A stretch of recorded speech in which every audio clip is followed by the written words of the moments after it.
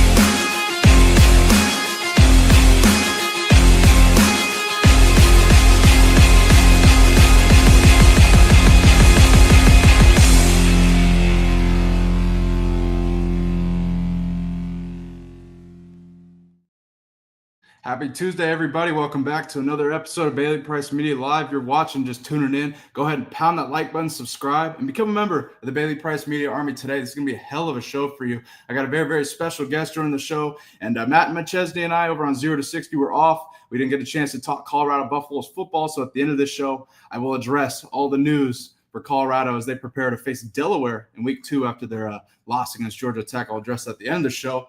But without further ado, we got a lot to discuss here on the NFL-wise as the NFL is back this week as the Cowboys kick off on Thursday against the Eagles, and games are beginning this weekend as well. And I can't think of a better guest to have on this show than our main man, an Iowa grad, our main man, Chicago radio host for CHGO Bears, our main man, Mark Carman joins the show. Mark, happy Tuesday. How you doing, my man? What's up, Bailey?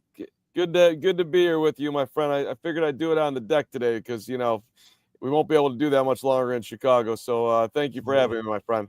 Absolutely. I can't thank you enough for joining, man. Get that sun on you. I love it. Let's get right into it, man. NFL is here. Cowboys kick off on Thursday against the Eagles. And I got to ask, a divisional opponent for the Chicago Bears and the Cowboys, they traded Micah Parsons, and this has certainly caused headlines over the last few months with Jerry Jones' interactions with Micah Parsons, his agent, who actually went on Pat McAfee today to comment on this situation. But, Mark, I got to ask you, as somebody who covers the Chicago Bears, do you think that the Cowboys are in trouble there? Well, getting rid of a top 3 defensive player in the NFL, top 1, depending on your viewpoint here, whatever. Either way, that ain't great. But it's, especially right in the, smack dab in his prime. But the thing that's interesting now is that Micah apparently is going to need an epidural shot to perhaps play in week 1. The Packers had to know that the back wasn't 100%, but I don't know if they knew that this was going to be the likely path to the field this year. So how much did Jerry know? Were they hiding anything? I'm not accusing, obviously, but it just is. It's a pretty enormous development here that he is going to need an epidural shot here to play. So that ain't great if you're Green Bay, but I'm sure they still would make the trade. But you're giving up 2 first-round draft picks. You're paying him $47 million. You're giving up, nose tackle front of the defense. There's a lot in here, but it is, from a Dallas standpoint, I don't think you can ever feel good losing a player the level of Micah Parsons. Definitely. Now let's look at Green Bay's side here. They get Micah Parsons. How do you feel as you cover the Bears? Micah Parsons coming into the division there. I think it's going to be certainly interesting when the Bears take on the Packers. The Bears are trying to figure out who their left tackle is, Bailey, and they're starting Braxton Jones, who had a significant injury last year. Braxton's been a good player, 5th-round pick, Southern Utah, going into year 4, but he's not a Pro Bowl level player.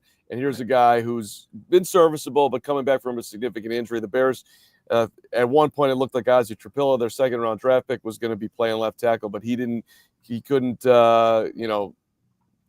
didn't earn the position, bottom line. So they went back to Braxton. And it does make you wonder from a Bears standpoint, exactly how are you blocking Micah Parsons? What's this going to look like? Yeah. I would think they're going to have to give Braxton some help here. But this is a hell of a player coming into the division that you're going to see twice a year. So it's not a great development in Chicago at all. And by the way, the Bears could have used Micah Parsons too. So there's that side of it. Oh, yeah, for sure. Now, let's dive into it. Let's dive into Chicago Bears. I got to ask you about your expectations for Caleb Williams in year 2 with Ben Johnson in year 1. What are your expectations for Caleb? I think a lot of pressure for sure. Yeah, it unfair last year. Why Matt Eberflus was still here is nobody really can answer that question, but that's how the Bears went about it. Mm-hmm. Look, Ben Johnson has been everything that he was advertised to be as far as the offense and the install, and just seeming like he really has a great command of how he wants to play football, but also the leadership in front of the room. There's an honesty to Ben Johnson that has been incredibly refreshing in Chicago, which you did not get from Matt Eberflus. Good. And we could go back further than that. But this is a hell of an opportunity for Caleb, but it's also not going to be easy for Caleb because Ben's offense does have a lot of intricacies to it. The plays are long. They're putting a lot on his plate. So I would expect it to be pretty rocky here at the start. But the question is, they have an early bye week after week 4. Do they come out week 6 and from there and kind of sort of steady the ship and let it steadily move up from there? That to me would be a successful year for the Bears right now. I don't expect anywhere close to perfection week 1, week 2, week 3. Oh, no doubt. And I think across the NFL in the early weeks, we certainly see a lot of up and down play. I think at college, it's the same way. But I wanted to ask you about a take. A good friend of mine, Tate Johnson, former Chicago Bears defensive tackle, is a frequent guest of the show. And I get his take on Caleb every year. We talk about Caleb all the time here. And I wanted to show you his take on Caleb Williams headed into year 2. Johnson and Caleb, what have you heard about Caleb? How are you feeling about Caleb? How are you feeling about the whole Bears organization as a whole going into the season? It's funny, man, because my gut feeling when we drafted him was he wasn't going to be very good out the gate. I didn't think he was that guy to take out the gate like that. He had a lot of experience in his first year, right? I mean, he got sacked. I mean, he got away from some sacks. He threw some good passes. He threw some bad passes. And to any athlete, what you need is like reps and experience. And I believe, based on watching him last year, that all those reps count for some sort of data in order to help you in your next year coming up. And as bad as I felt about him being drafted and coming to the Bears, I do have a little bit better feeling after watching him. I mean, he's determined if nothing, right? Yeah. And I mean, if you're a willing participant and you're trying to do what you got to do, you got a shot. For sure. Now, building on what Tank said, because Tank is certainly has some criticism for Caleb. I think all those covering the game certainly do at times, and with every player. But how do you feel Caleb can build off of his first year in Chicago? Well, I'd actually be interested to see what Tank didn't like coming in, because that was actually a rare take at that point. Caleb was the consensus number 1 overall pick. Nobody, or very few, I mean, Dan Orlovsky was in there, but had Jaden Daniels as the guy. It started to build a little bit. But regardless, so that was interesting to hear.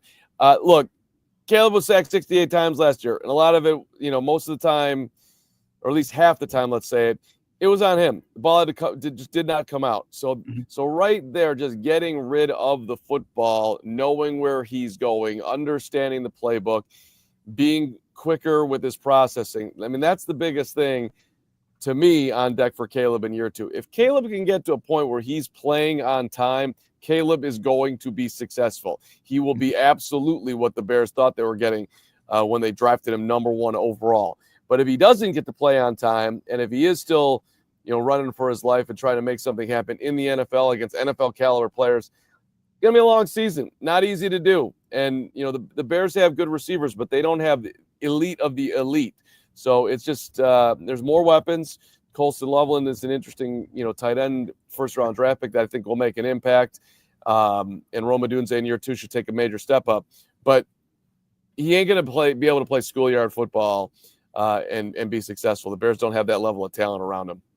Well said, and I agree with you 100%. Now, I thought Caleb Williams looked really good in the Bears' final preseason. Like, I thought that was the best we saw Caleb in the preseason for the Bears. Now, I got to ask you something I think can take the pressure off of Caleb, the running game. How do you feel about the Chicago Bears running game, running backs, etc.? So Ben Johnson said today that, each week is its own puzzle. If we have to run it 50 times, that's what we'll do. If we have to throw it 50 times, that's what we have to do. I expect the Bears to run the ball a ton. Their offensive line is completely revamped, especially the interior with Joe Thuney, who was announced as a captain today, Drew Dahlman, the big center acquisition, free agency-wise, and they traded for Jonah Jackson too. So, and DeAndre Swift, Ben knows him from his Detroit years. This is a guy who was on point, doing things the right way. So I think to take pressure off of Caleb and to lean into some of the Bears' strengths, I think they will run it a ton if our gamblers are out there. I do like the over on Swift this year on yards, which I think was, last time I checked, was 824.5 or something like that. Oh, so there's a thought for you. Oh yeah, for sure. Especially in a Ben Johnson offense, and I think DeAndre Swift will fit right in Ben Johnson's system. Now, how do you look at the NFC North as a whole? I think Detroit certainly is formidable. Green Bay and Micah Parsons are going to be pretty good as well. The Vikings are a big question mark. I think a loaded roster with a new quarterback, pretty much a first-year guy, but I have a lot of optimism. I have Super Bowl champion Sean King on the show all the time, who coached him. Certainly is optimistic. How do you view the NFC North, and then how do the Bears fit into that? I mean, this was the best division in football last year. You had 15-win Detroit, 14-win Minnesota, 11-win Green Bay. Yep. I mean, that's big time right there. Now, everyone thinks the Lions, are going to take a step back, losing Ben Johnson, losing Aaron Glenn. I think that's fair, but Aiden Hutchinson's back healthy. So, True. What love I would anticipate that he'll have his normal agent, Aiden Hutchinson, impact. Can Jared Goff be the same quarterback without Ben?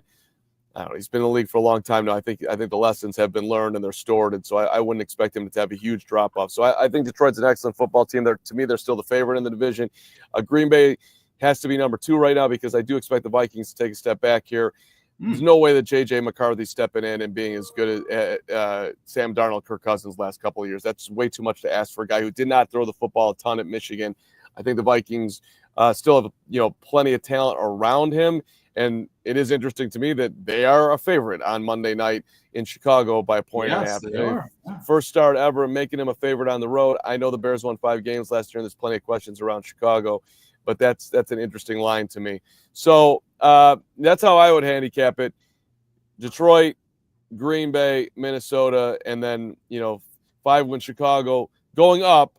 I think at least to 7, hopefully more.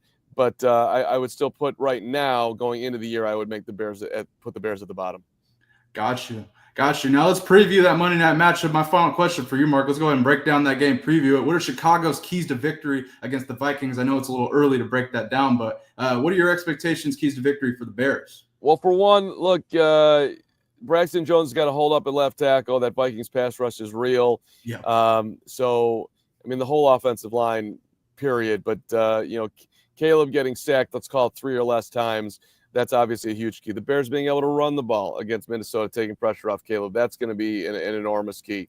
And I'm hitting on very basic things here. But Dennis Allen has been dialing up a ton of stuff all training camp long to confuse Caleb Williams. Can he do that on Monday night to J.J. McCarthy on the road in his hometown with a ton of pressure? I'm leaning on a lot of the gambling numbers today here, Bailey, but JJ's over-under on the night is 222.5 yards passing. Caleb is 212.5. I would take the under on JJ, and the under better come through if the Bears are going to win the football game, because if he throws for 300 yards and JJ's getting loose, Justin Jefferson, then it's going to be a problem for the Bears.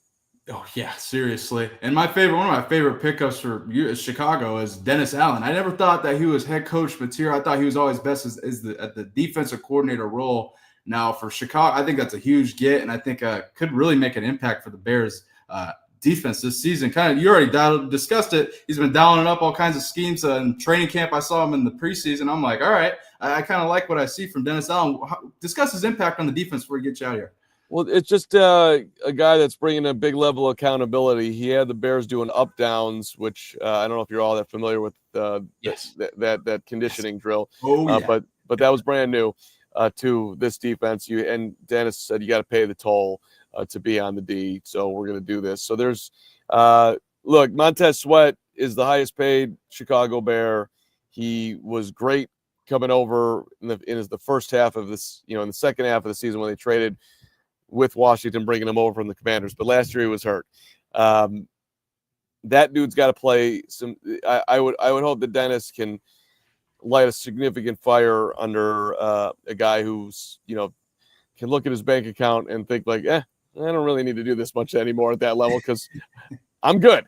So there's some talent here that I'm hoping that Dennis can figure out, the motivational buttons, if you will. And also he's going to be super aggressive going to the quarterback. That's what he's always done. So you got like guys like slot corner, Kyler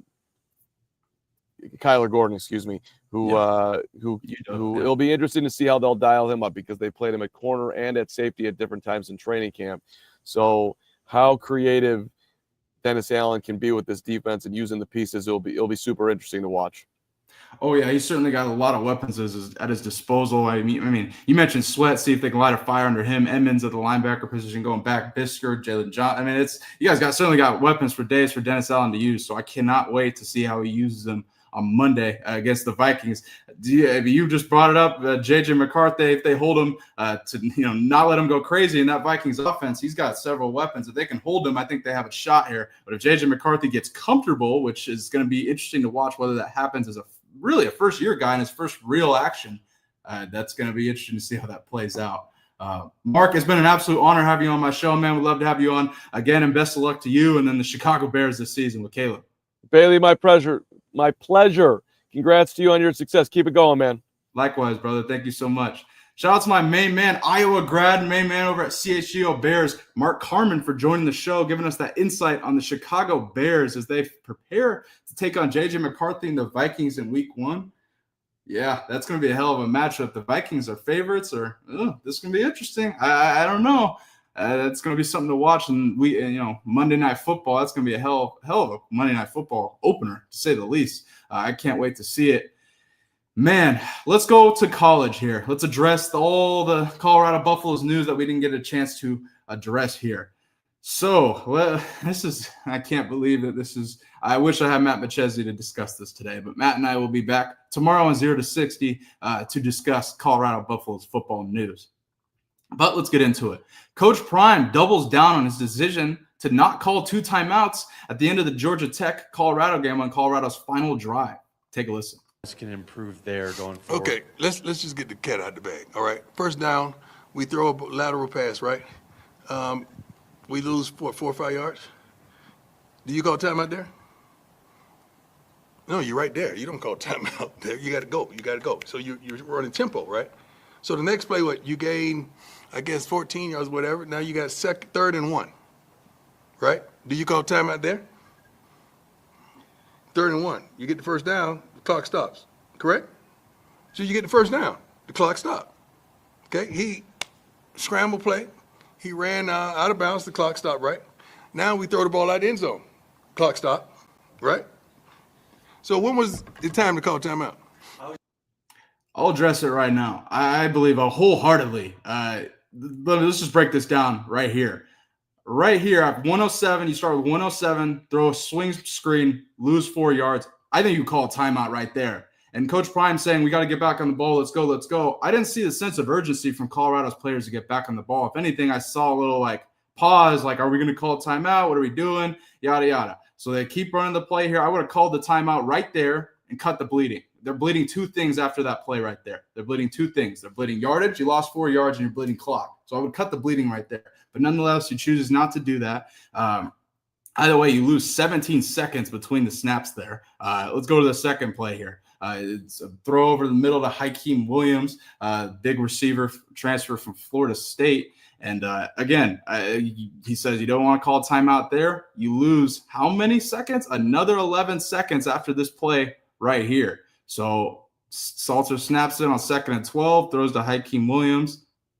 Boom. Ideally, you stop the clock right there because keep in mind you started with 107. You're down to 41 seconds left. You have 2 timeouts. Again, let's keep running it here. And again, the clock keeps bleeding here. See how many seconds you lose. It's about 10 seconds, I believe. for this third down play here. I would have called a timeout there for two reasons. Because you can run it. Call a timeout. You run another play. The clock stops with the first down. You can also clock it. You can also call it's another timeout. So I would have called a timeout after the Hakeem-Williams play. Now the Salter play, the clock keeps burning here. 29. Salter rolls around. I don't necessarily agree with Salter running to the sideline because that killed another 5 seconds, but the clock stops there. So from 107 left, 3 plays, you are down to 18 seconds left, and I just can't fathom not calling a timeout there. And I'm not a coach. I've played for a little bit, but I'm not a coach by any means. I just can't fathom going from 107 to 18 in 3 plays with no timeouts called, especially on this first play here where you lost yardage. You ran a swing screen here, and you lost yardage. So why wouldn't you cut the bleeding there? Especially, I didn't see the sense of urgency to get on the ball that they probably should have. I don't know. I think it's extremely concerning for Colorado on that standpoint. Now we'll see how they adjust to clock management and games, meaningful games later in the season. But I would hope that Colorado decides to handle this differently and use the timeouts to their disposal. I also didn't like Coach Prime's comments, kind of saying if I didn't take them, basically taking a shot at the media. He's like, I'm not going to take them to make y'all happy. I don't understand why the media's opinion is even in your head at all, why that matters. But again, extremely concerning for the Colorado front. Now let's move to week 2 here. Nonetheless, I think the timeout should have been used. Let me know in the chat whether you disagree or agree.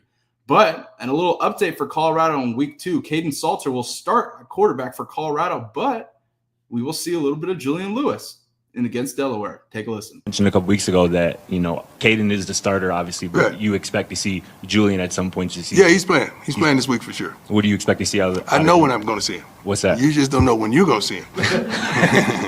I know when we're going to see him. Interesting. Well, I know when we're going to see him. Now, when I first heard Prime mention that we're going to see Julian Lewis within the season, even with Caden Salter starting, I always assumed that if Colorado's blowing out a team, that we'd see some Julian Lewis. And in this case, Delaware, I expect Colorado to blow them out. They should blow them out, and they should win by double digits. Now, will we see Julian Lewis? Coach Prime says so. The guys at DMVR also asked Coach Prime about Julian Lewis, whether he'd be starting or not. Coach Prime kind of smirked at him and said, I told you he's playing, but I also had these comments after. Take a listen. He's playing, all right? He's playing. You got to understand, I love that kid, man. I really do. And I want him to be extremely successful. Sometimes you don't want to rush things. Sometimes you don't want to delay things. You want to make sure the timing is right. I don't think the time was appropriate last week. I really don't.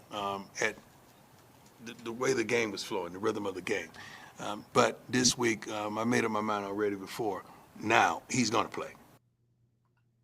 I'm really interested to see what Coach Prime means by that. I really do, because. Man, I think if you played Julian Lewis last week against Georgia Tech, he would have struggled too. I think struggled worse than Salter. And I don't think Salter's struggling necessarily. I just thought that first game jitters, new stadium, new environment on a new team and a new system. I thought that is kind of what played into that. On top of Colorado not really helping him out in play calling, in my personal opinion. I thought Colorado leaning into the run game on 3rd and 2, 4th and 1 on pass the 50 at the 50, leaning into your giant offensive line, using Marshall Faulk, the run game coordinator that you have, and leaning into all the pieces and seemingly effort you put into want to run the football. I'm surprised that Colorado didn't. I think it hurt Caden Salter. Now, Julian Lewis, he will debut versus Delaware. I still think it's on the capacity of Colorado blowing out Delaware and he comes in the second half at some point. I'd be shocked if he comes in early in the game and plays meaningful time. It just doesn't make sense to me. At the same time, though, I wouldn't leave it out of the question considering they are playing Delaware, a lower tier talent, and then they play Wyoming the next week as well, which should be another double-digit win for the Buffaloes. Now, seeing Julian Lewis in the second half sense, I'm excited. Shoot, I think he has a great opportunity to really showcase himself, put some numbers on the board here. And I think, he's certainly a different player than Caden Salter. Matt and I discussed it here with Colorado's offensive play calling last week. It seemed more tailored to Julian Lewis than a Caden Salter. You would expect more quarterback powers, design quarterback runs, and intention on the quarterback run and the run game in general. If you have Salter at quarterback, we'll see if that changes in week 2 for Delaware. But I can't wait to see Julian Lewis suited up against Delaware in week 2. We'll see in what capacity, though. Let me know in the chat what your prediction is. How will we see Julian Lewis? Shout out to Roberto in the chat tuning in. I can't thank you enough for tuning in, my man. He says in fake plays. I don't know. I don't know what capacity. I don't think it would be very much of a fake play if Juju's in. I think defense would, certainly perk up and be like, why is he in? Like, I don't think it's much of a fake if you use Julian Lewis on fake plays, but that's just me. Shout out to Passionate Dreamer. Agreed, timeout should have been used. Yeah, 100%. Shout out to Mike Bundy for tuning in as well. Appreciate the support, Bundy. Always, my man. But nonetheless, we will see Julian Lewis in some capacity next week. He will not be starting, though, but Coach Prime says he's playing. He's made his mind up. Julian Lewis is playing, and we will find out what that looks like here this weekend for the Buffaloes. But man, interesting the developments here for Colorado Buffaloes football news. And Matt McChesney and I will be on 0 to 60 tomorrow at 2 p.m. Eastern to really break this down in totality. I discussed here on the show yesterday, Jordan Seaton called out Colorado's offensive identity here.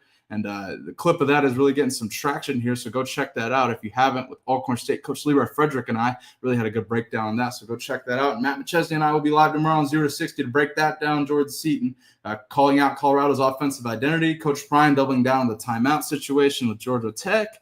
That and so much more. Julian Lewis playing, which I know Matt McChesney, you're going to get excited for that. But that and so much more over on 0 to 60 tomorrow. But to all those tuning in today, pound that like button, subscribe, become a member. I can't thank you enough for the support. It's been a great show. Shout out to Mark Carman, radio host for CHGO Bears, joining the show. I can't thank him enough for giving his perspective on the Chicago Bears, the NFC North, and Caleb Williams.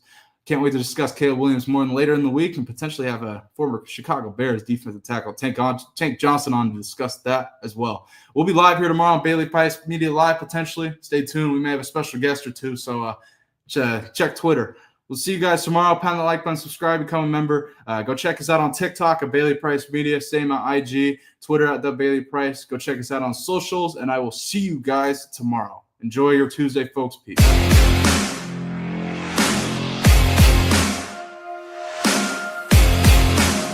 Thank you.